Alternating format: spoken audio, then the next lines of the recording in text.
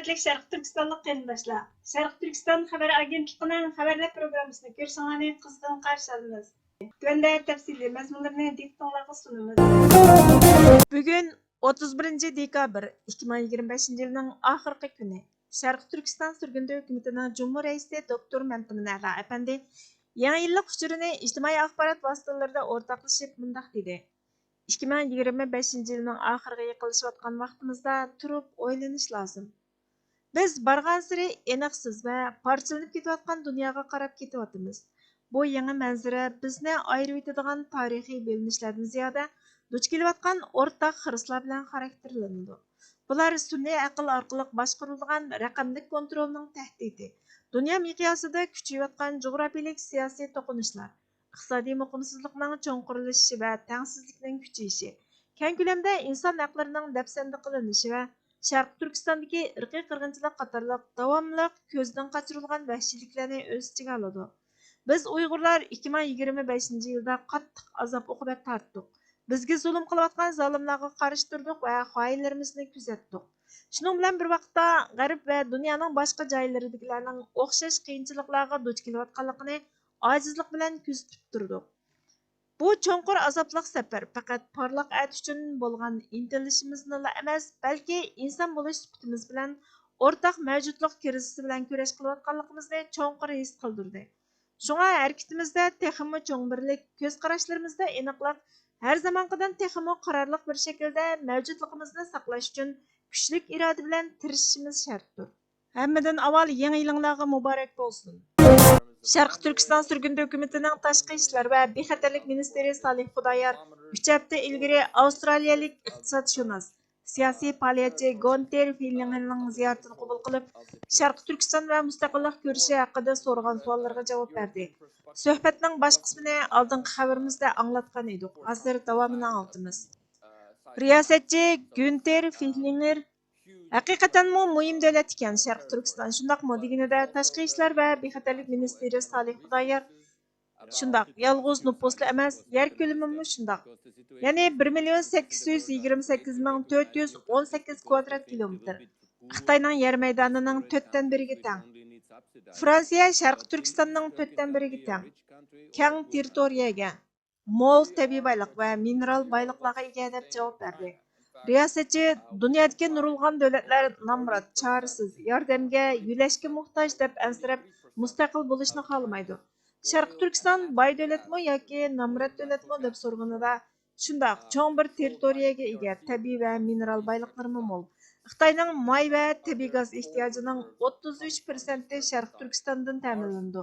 Xitoyning 60% ko'mir zapasi Şərq Türkistandan chiqadi. Xitoyning 22 dan ortiq o'lkasidagi 100 dan ortiq Beijing, Shanghai, Guangzhou, Chongqing qatorliq cho'ng shaharlarni o'z ichiga olgan shaharlarning elektr energiya ehtiyojini ta'minlaydi.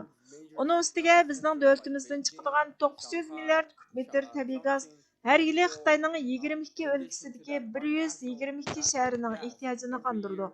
Xitoy Kompartiyasi Şərq Türkistansiz ojiz, kuchi bo'lmagan bir davlat.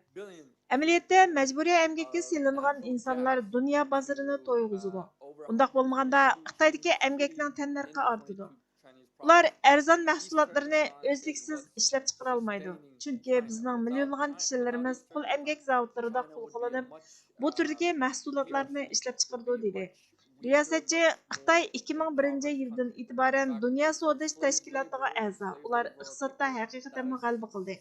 Ammo Dunyo savdo tashkilotiga a'zo bo'lsa, hech bo'lmagandimi eng kichik bir o'lcham bo'lish kerak emasmi? Mening bilishimda majburiy emgak normalda iqtisodiy modelning bir partiyasi emas. Undaqda nima uchun Xitoy Uyg'urlarni ekspluatatsiya qilib, ig'ir qul emgakiga soladi? Dunyo bozorlari bilan erkin raqobatlasha oladi deb so'rganida Tashqi ishlar va bexatarlik ministrimiz Salih Xudoyor nurg'ulg'an davlatlar Xitoyni ranjitib qo'yishdan o'zini qochirdi. Xitoy Birlashgan Davlatlar Tashkiloti, Dunyo savdo tashkiloti qatorliq xalqaro qurilishlarda, xalqaro gavdalarda iqtisodiy nupusga ega. Nurg'ulg'an davlatlarning cho'ng savdo sheriklari bo'lsa Xitoy. Shunga ular Xitoyni paraganda qilishni xohlamaydi. Qayta takrorlanmasin degan hukumatlarmi Şərq Türkistonda irqiy qirg'inchilik mushu zamonaviy davrda yuz berayotgandimi, hatto mustamlikaga, irqchilikqa, qul emgakiga qarshi bo'lsimi, o'z taqdirini o'zi belgilashga hurmat qilsimi, Bularning hammasi yuz beribsa yana jim turdi. Chunki bu davlatlarning hammasi Xitoyning mas'uliyatini surishti qilishdan qo'rqidi. Buning sababi sanoat, shirkatlar taraqqiy qildi. Masalan, Germaniya mashina sanoati Germaniyaning siyosatiga ta'sir ko'rsatdi. Germaniyaning Xitoy bilan bo'lgan tashqi siyosatini shakllantirdi. Chunki cho'ng bir ish shuki, Germaniya shirkati Xitoyga mashina eksport qiladi. Mashina tarkiblari va boshqa narsalari Xitoydan keladi. Ular Xitoyni xafa qilib qo'yishni xohlamaydi.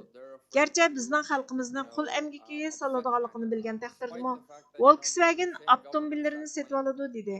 Riyosatchi undaqda g'arbdagi shirkatlar bevosita yoki vositali holda Uyg'ur majburiy emgikidan foydalanadi ekanda. Deganida shundoq. Volkswagenning Sharq Turkistonda zavodlari bor. Bizning xalqimiz u zavodlarda qo'l qilinadi. Volkswagen o'zi xalqimizni qo'l qiladi.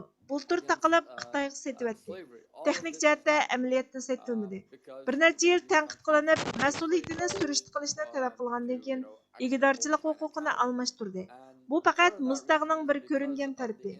Sanoatda mashina zapchaslari, telefon zapchaslari, kompyuter zapchaslari, zarur bo'lgan mineral moddalar, o'zak qatorliq barliq narsalar Sharq Turkistondan chiqadi. Dünya ihtiyoç bo'lgan paxtaning 30%, Xitoy paxtasining 90% Sharq Turkistondan chiqadi. Pomidor qiyamimi, yeshil energiya shundoq.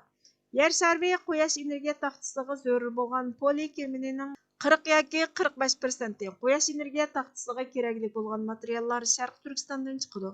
Amaliyotda barliq sanoat, mayli u fabrika sanoati bo'lsin, yemak-ichmak sanoati bo'lsin, yeshil energiya sanoati bo'lsin, hammasila Uyg'ur majburiy emgakining qini bilan bo'yalgan. Ularning hammasi hukumatlarga lobbichilik qilg'achqa Xitoyni qilmishlaridan so'roq tortmaydi. Birlashgan Davlatlar Tashkiloti Ukrainaning 10 minglagan bolalarini elib qochgan qilmishning mas'uliyatini surishti qilib, oilasiga qaytirdi. Buni bizning ahvolimizga solishtirganda intayin kichik raqam. Bizning 2 yoshdan 18 yoshgacha bo'lgan millionlarcha bolalarimiz oilasidan majburiy ayirib etilib, Darültam yoki davlat qo'llagan maktablarga o'rinlashtirildi. Ular Xitoy davlati tarafidan elib ketildi. Harbiy kiyim kiydirilib, Xitoy xalq ozodlik armiyasi ofitserlari barliqqa keltirildi.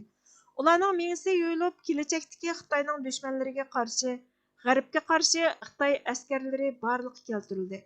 Birinchi dushmani biz, ya'ni Sharq Turkiston. Ondan Sharq Turkistonning sirtidagi Amerika va Yevropa. Ular bu hukumatga kelganda hech nima demaydi. Birlashgan Davlatlar Tashkilotida bir saylam qilinmaydi yoki o'xshash bir qaror yo'lga qo'yilmaydi. O'xshashlar xalqaro sud Rossiyaning Ukrainaga qilgan jinoyati ustidan tekshirish olib bordi. Putinga tutish buyrug'i chiqardi. Yevropa davlatlari yoki Amerika xalqaro sudga qarshi turibmi, yana Avstriyadan xalqaro sudning Rossiyaning jinoyati ustidan tekshirish olib berishini qo'lladi. Bizga kelganda tekshirishni boshlatmadi. Xitoyning mas'uliyatini surishti qilmadi, ayiblamadi. Og'zining uchidala bayonotlarda biz andish qilyapmiz deydi. Irqiy qirg'inchilik 2014-yildan boshlab avjiga chiqdi. Ishg'oliyat 1949-yili boshlandi. Nüfus qurilmamiz 95% edi. Bugungi kunda 58%ning ostiga tushdi. 1949-yilda Xitoy nüfusimizning 2%ni tashkil qiladi. Zadila 200 ming atrofida edi. Bugungi kunda 40% bo'ldi. Bular 21 yoki 20 asrdagi mustamlika va ya irqiy qirg'inchilik. Buningdanmi vahshiysi bo'lmas deb javob berdi. Cumhuriyet milliy mafkurasidan termilar, shon-sharaf va ulug'liq.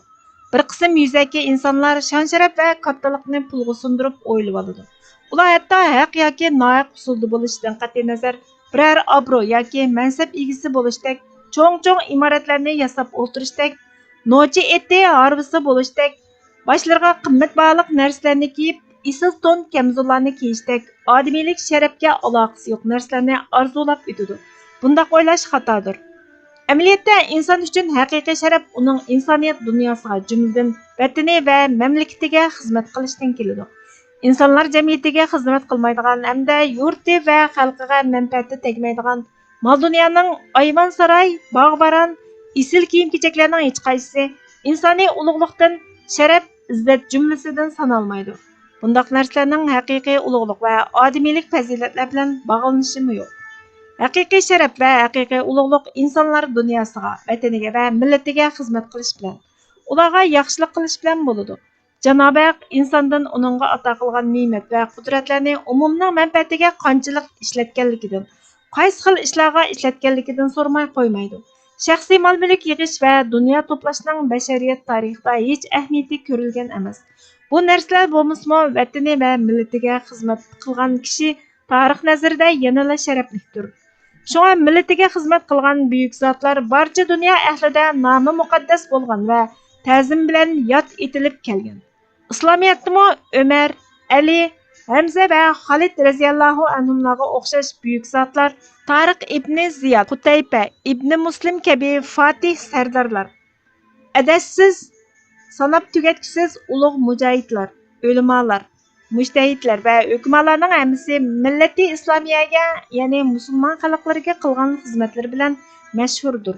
Keyingi asrlarda Amerika ozodlik urushlariga rahbarlik qilgan Washington Amerikani bayqagan Kolombo va uning ahvolini dunyoga tafsili anglatgan hamda uning nomini dunyoga abadiylashtirgan edi. O'z tirishchanligiga tayanib Italiyaning cho'ng davlatlar qatoridan o'rin olishini amalga oshirgan Bismarck, shundaqla hozirgi Turkiyaning qurg'uvchisi Buyuk G'ozi Mustafa Pasha va boshqa mashhurlarni dunyo tarixida ko'rsatgan xizmati va shuhrati bilan boqiy bo'lib turg'usi. Bizga vaqt ayirganingiz uchun ko'pdan ko'p rahmat. Kelar qatimki programmamizda ko'rishguncha Allohga omonat bo'lgaysizlar.